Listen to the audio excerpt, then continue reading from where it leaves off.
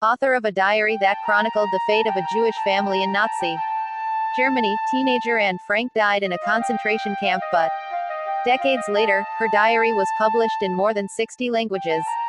Being a Jew in Nazi Germany was a horrific fate Adolf Hitler and the Nazis took away the Jews' jobs, property, and rights, then began sending them to concentration camps, where they worked under horrible conditions and were beaten, starved, and often killed en masse in gas ovens.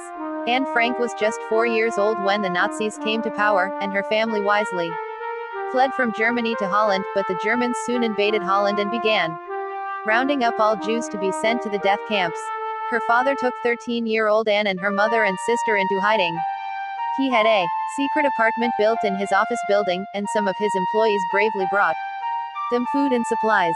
Anne and her family hid in the cramped quarters for 2 years, living in constant fear of being discovered. Anne, who had been a very good student, began to keep a journal to help pass the long days.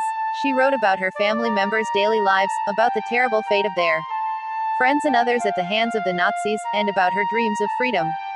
She still had the courage to hope. Their secret hiding place was so well constructed that they might have stayed hidden for the entire war, but someone betrayed them and told the Nazis.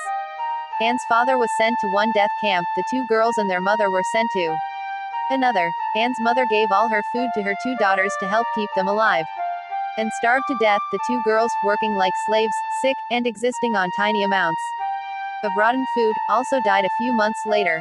The only survivor was Anne's father. After the war, he went back to Holland and found the loyal workers who had hidden his family. They had saved Anne's diary, hoping to return it to her. When Anne's father saw how well hidden his daughter's journal was, and the powerful tale it told of suffering under the Nazis, he determined to have it published.